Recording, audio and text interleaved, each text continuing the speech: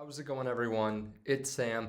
Today I want to talk to you about why the market has fallen, which I did a little bit of a recap last night, but there's some better reasons I can give you now why the market has fallen over the last day. Also looking at where it will be here in the next few days, in the next few weeks, the next few months, and talk about some of the best opportunities in the market here today. Now, if you guys don't mind hitting the like button, hitting the subscribe button, I really appreciate that. Turn on that bell notification too, so that way you know right when I post a video, because some of this is time relevant. With that being said, I do want to say too, we're so close to 200,000. If you've watched videos before and you have not already hit subscribe, please hit subscribe. It's going to be awesome when we're at 200,000 subscribers. And I appreciate everyone that watches these videos. With that being said, I do want to give a special shout out to Unstoppable Domains. So they are a partner of the channel. They recently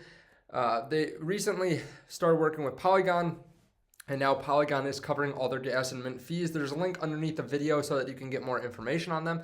And I'm very proud of the community here and of some of the people that have reached out to me recently. They were talking about buying the dip, and that's where I really like BlockFi, because honestly, it's a great place to put some extra cash. They pay up to 9.5%. They've been raising the rates over the last couple months, 9.5% on stablecoin. So definitely check them out with the link underneath the video, so that way you have some money on the sidelines. So first of all, we can see the market is down. We have Bitcoin down about 6% on the 24-hour, Ethereum down 8% on BNB, and you can kind of go down the line. Everything's down a decent amount. Really nothing is running today. With that being said though, we have seen this before. This is not new. We were right around this level a week ago, 2 weeks ago, 3 weeks ago, 4 weeks ago.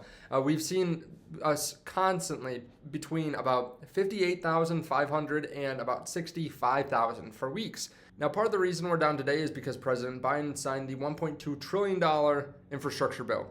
Now, part of the reason that people are fearful is because they have the, quote, brokers.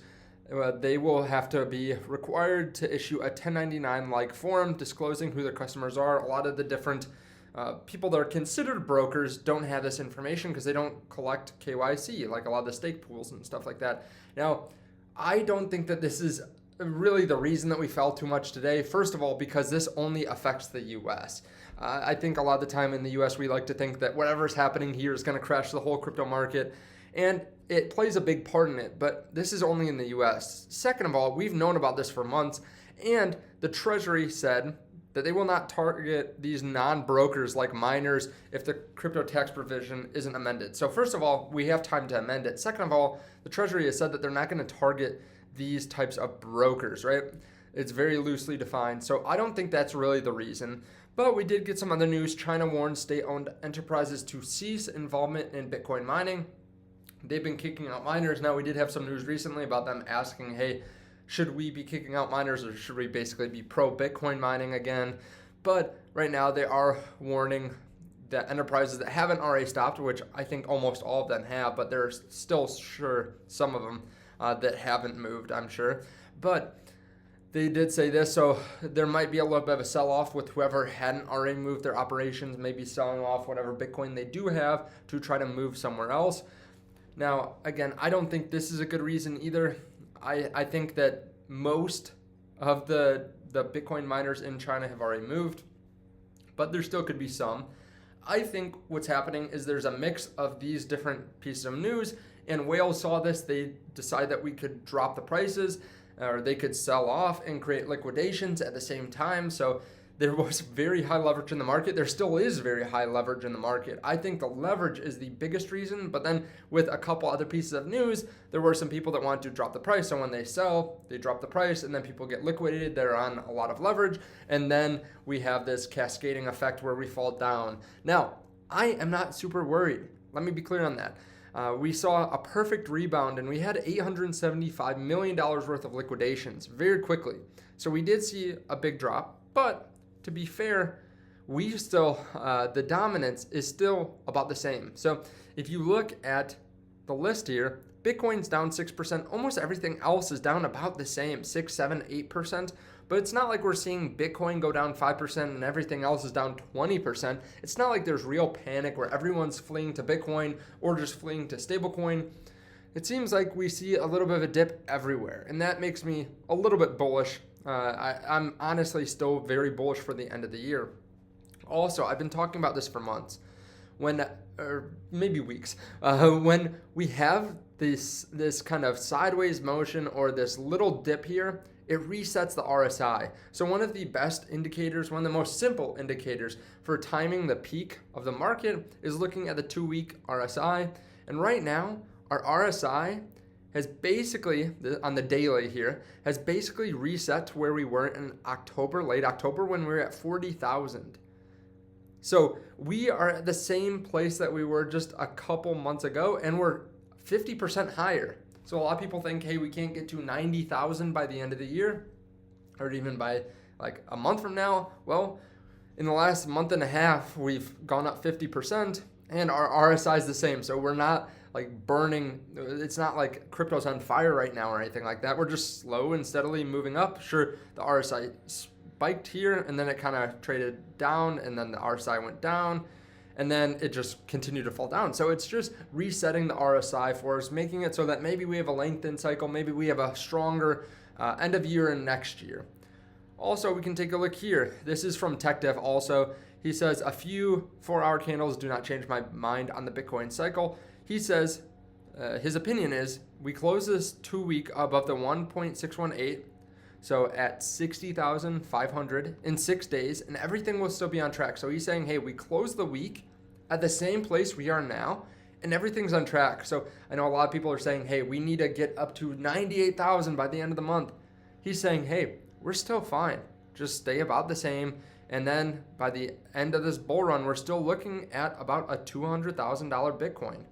So that is also very bullish coming out from TechDev. I don't do that much technical analysis myself, but it is nice to see other people that are really good at technical analysis and seeing their opinions on this. Another TA guy here, Matt Cheng, he says that we have basically seen this back in 2017 where we saw these 2 spikes here. We have this 2 higher rejections, and then the second retracement finds support at the 0.382 Fibonacci, and then RSI break leads into a rally, currently sitting at that level now. So just like in 2017, we fell down to this 0.382 and then spiked up. And basically what he's saying is we're going to see the same thing here, or we could see the same thing. Now, I'll be honest, a lot of people have been reaching out to me, especially in the Patreon, because that's where I have the most contact with people, and saying, hey, I've saved money. What should I buy? So honestly, I'm a little bit proud because I've been talking about all year having money for the dips, right? Whether it's 5%, 10, 20%, it kind of depends on your portfolio, your risk tolerance, all that kind of thing. But I'm proud, first of all, for people having money to spend on the dip. And then also, let's just take a look at what we could actually buy. So yesterday, I did do some buying myself. I bought Bitcoin, Ethereum, I bought some Cardano, also bought some DOT, and I bought one other cryptocurrency too, which eludes me right now. But I've been picking up a few cryptos myself, and I am bullish for the end of the year, so I think this is a good opportunity. Now, we could see a little bit more of a dip, right? We saw 58.7 yesterday for Bitcoin. We could see more of a dip on some of these alts, but in the long run, you can't time the market, and you're just trying to do your best. So I still see potential in a lot of these different cryptos. So Cardano, obviously, still been trading sideways, actually down 11% on the 30-day. Bitcoin, pretty much trading sideways. Something like Solana has still come up a lot this last month. I think, honestly, I've been sticking more to the top 10 cryptos here. I like Polkadot. I really like them with their parachain auctions. Also like Cardano just because it has been suppressed, and once I have that DEX, I'm feeling good about it. Ethereum, I did a video on it yesterday. I really do think Ethereum's going to take off with OpenSea and their NFT platform. Bitcoin is the least risky. And of course, this is all going to depend on your portfolio and your risk tolerance and how much money you bring in, how much cash you have, all that kind of stuff. Depends on what your portfolio already looks like. But personally, I'm still diversifying between some of my favorite top 10 cryptocurrencies. So I'm still trying to spread out the risk reward a little bit, and I'm still picking up a few different ones. So it's going to depend on you, but I do see some good potential in the market. So let me know your thoughts on this down below. I still think we're looking very strong for the end of the year and next year. And honestly, I don't care about these low dips. 10%, right? Michael Saylor always says that you pay for the performance. You pay for the performance and volatility. If Bitcoin went up $300 a day from now until 2023, right? Everyone would get into it and then it would spike the price, right? If we just were guaranteed that it was going to slowly go up the same amount every single day, of course, everyone would pile into it. That's the reason that we get good opportunities in some of these cryptos, is because people get fearful. Now, there could be more liquidations in the future. We're still at high liquidation levels, and I still am keeping cash around. So I deployed some money, but honestly, it was still just a small portion of the cash that I have sitting on the sidelines. Now, if you guys want to check out BlockFi underneath the video, again, you can sign up, you can put some money here, have some money for the dips. It pays you every single month in interest, and you can also get the credit card. So they do have a credit card that pays up to 3.5% in Bitcoin. So you spend $100, you get up to $3.50 back, and it starts getting interest right away. So definitely check out that link underneath the video. I have links to the broker and the brokerage account and the credit card. Thank you guys so much for watching. Again, special thanks to Unstoppable Domains, and I'll see you in the next video. Bye.